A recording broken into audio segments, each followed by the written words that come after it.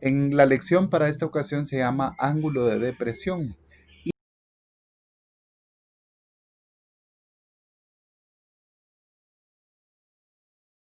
Un fotógrafo profesional desea tomarle una foto a una granja que observa desde un globo aerostático que está a una altura de 475 metros del suelo y a una distancia de 850 metros de la granja. Para eso se nos presenta la figura. Entonces lo que nos está pidiendo es cuánto mide el ángulo teta que se le ha llamado sobre la línea puntial horizontal.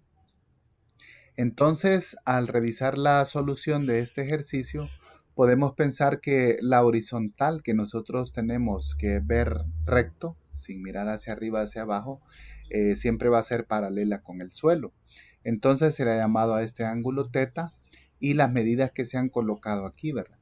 Entonces, recordando un poquito por geometría básica, si la línea del suelo con la línea horizontal son paralelas, entonces este ángulo es el mismo ángulo que está aquí, porque son alternos internos entre paralelas. Entonces podemos trabajar con este ángulo de acá y también llamarle teta. Para eso vamos a hacer el esbozo para poder ubicar los datos. Aquí hemos colocado el mismo ángulo que se formó con la horizontal está aquí por ser alterno interno y le hemos colocado las letras y las medidas. Entonces, ¿qué valores vamos a trabajar con este ángulo teta? Este segmento que mide 475 metros tiene que ser el cateto opuesto o simplemente opuesto. Y este segmento que va desde el punto A hasta el punto C, entonces está opuesto al ángulo recto y tiene que ser la hipotenusa. Entonces, ¿qué razón trigonométrica involucra estos dos segmentos, el opuesto y la hipotenusa? ¿Seno, coseno o tangente? Bueno, todos ya sabemos que es el seno. Entonces, el seno de este ángulo va a ser 475 dividido entre 850. Podríamos simplificar la función y llegar a 19,34 avos o simplemente trabajar con la división de ese número.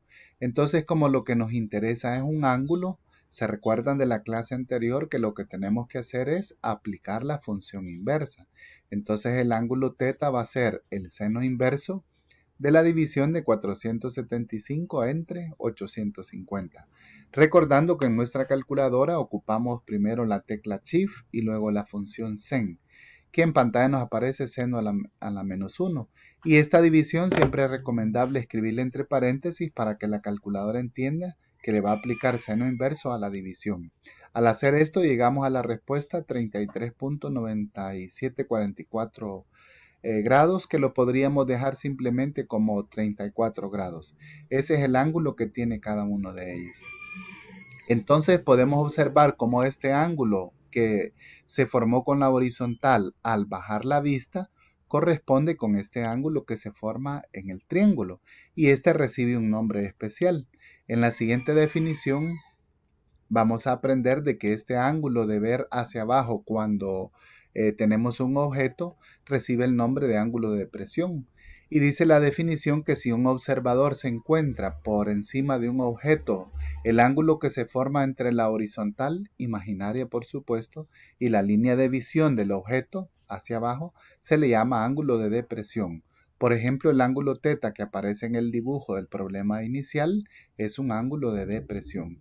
Y en la siguiente imagen se muestra cómo este ángulo de depresión, la persona está sobre un muelle y ve hacia abajo el bote.